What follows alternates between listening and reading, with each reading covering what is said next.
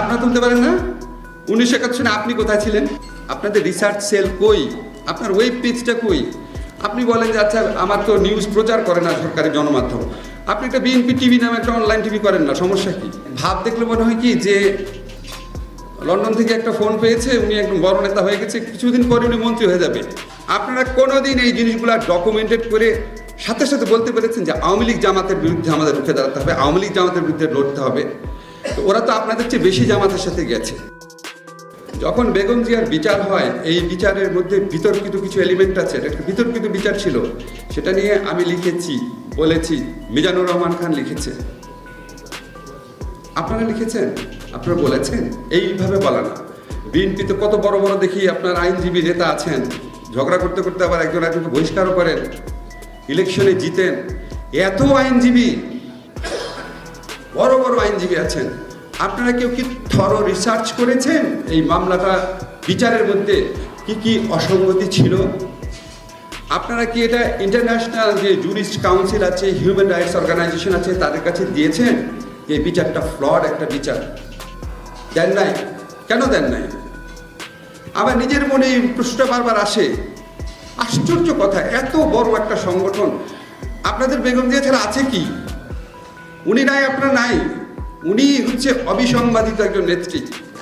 আমি দেখলাম কয়েকদিন আগে বিএনপির ওয়েবসাইটে, 2 দিন আগে বা হয়তো গতকাল, আপনারা একটা ভিডিও আপলোড করেছেন যে যখন ওখানে আওয়ামী লীগ নেত্রী একটা ইন্টারভিউ দিচ্ছেন, তো ওনাকে আবেদ খান প্রশ্ন করেছেন আপনারা জামাতের সাথে গিয়ে আন্দোলন করলেন কেন?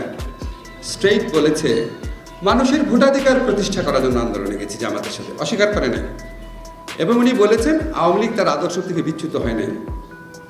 সহজ কথা। এর আগে একটা পত্রিকায় দেখেছি উনি বলেছেন যে উনি শুধু আওয়ামী লীগের নেত্রী না, সকল বিরোধী দলের নেত্রী। বিরোধী দল বলতে তখন জামাতকেও বুঝিয়েছেন। নিজামীকে পাশে নিয়ে উনি সংসদ থেকে পদত্যাগ করেছেন, সাংবাদিক সম্মেলন করেছেন।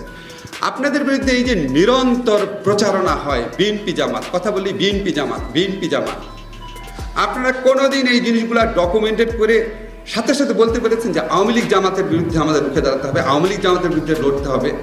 তো ওরা তো আপনাদের চেয়ে বেশি জামাতের সাথে গেছে, যায় নাই? ওদের রাষ্ট্রপতি পদপ্রার্থী গোলাম আজমের পা ছুঁয়ে সালাম করে নাই, একসাথে সংসদ থেকে পদত্যাগ করে নাই, একসাথে এর সাথে সাথে ইলেকশন যায় নাই।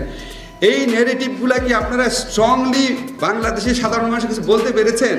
বাংলাদেশে বিএনপি জামাত ইকুয়েটেড হয়ে গেছে কেন? বিএনপি জামাত গোষ্ঠীর বিরুদ্ধে রুখে দাঁড়াতে হবে। আপনারা কি এটার কাউন্টার ন্যারেটিভ তৈরি করতে পেরেছেন? ওই ভিডিওটা পরশুদিন আপলোড হয়েছে কেন? 1996-এর ভিডিওটা বিএনপির ওয়েব পেজে পরশুদিন আপলোড হয়েছে কেন? সবই তো পাওয়া যায়, আপনাদের ওয়েবসাইটে গেলে এগুলি পাওয়া যায় না কেন? আপনাকে কি চিন্তা করে দেখেছেন?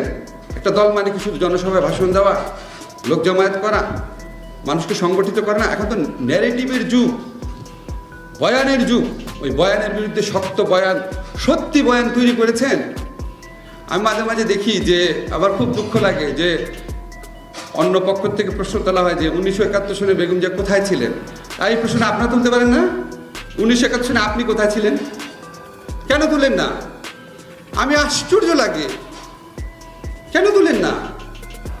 এত জঘন্য মিথ্যাচার, এত জঘন্য অপপ্রচার হয়, এটার উত্তর দেওয়ারও একটা নৈতিক ইয়ে অনুভব করেন না? বিচ্ছিন্নভাবে দেন, বিচ্ছিন্নভাবে দিয়ে শহীদুদ্দিন আপনি জেলেও গেছে, এটা তো কোনো মূল্য নাই। আপনাদের রিসার্চ সেল কই? আপনার ওয়েব পেজটা কই?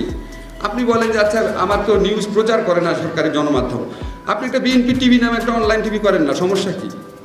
নামই দেন বিএনপি টিভি, শক্তিশালীভাবে করেন না। আপনাদের কি লোক কম আছে? আমি একটা সামান্য মানুষ, কালে ভদ্রে আমি ফেসবুকে স্ট্যাটাস দিই, আমার 1 মিলিয়ন ফলোয়ার আছে। আপনাদের দলের কয় মিলিয়ন ফলোয়ার আছে?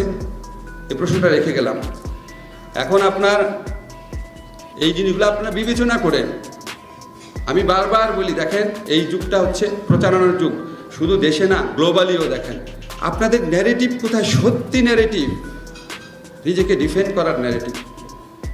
আপনাদের রিসার্চ সেল কই? আপনাদের অনেকে আছে আমি দেখি, মানে ভাব দেখলে মনে হয় কি যে লন্ডন থেকে একটা ফোন পেয়েছে, উনি একদম বড় নেতা হয়ে গেছে, কিছুদিন পরে উনি মন্ত্রী হয়ে যাবে। মানে ভাবটা হচ্ছে নিজের স্বার্থ চিন্তা। আরে বেগম জিয়া কি নিজের স্বার্থ চিন্তা করে রাজনীতি করেছিলেন? কি বেগম জিয়া রাজনীতি করেন? আমরা তো দূর থেকে দেখেছি। উনি যখন এরশাদের বিরুদ্ধে আন্দোলন করেছেন, উনি স্বার্থ চিন্তা করেছিলেন, তা তো উনি আগেই আপোষ করতে পারতেন। উনি যখন আপনার 111 গভর্নমেন্ট ছিল, ওইটার সাথে তো প্রথম আপোষ করতে তো ওনার কাছেই গিয়েছিল, করেছেন? আপনারা কে কি সাফার করেছেন? অবশ্যই আপনাদের অনেক নেতাকর্মী জীবন হারিয়েছেন, with due respect to them. আমি তাদের কথা বলছি না, অন্য যারা মোটামুটি ভালো অবস্থানে আছেন, আপনাদের তো ওনার স্যাক্রিফাইসটা চিন্তা করেন। তা আপনি প্রথমে ডিসাইড করেন, আপনি কি আন্দোলনটা করছেন, নেতৃত্ব দিচ্ছেন, নেতা হচ্ছেন নিজের জন্য নাকি দেশের জন্য, দেশের মানুষের ভোটাধিকার প্রতিষ্ঠা করার জন্য? যখন এইভাবে চিন্তা করা যাবে আমি দেশের মানুষের ভোটাধিকার প্রতিষ্ঠার আন্দোলন করছি, তখন বেগম জিয়ার প্রতি আপনাদের সত্যিকারের রেসপেক্ট প্রতিফলিত হবে।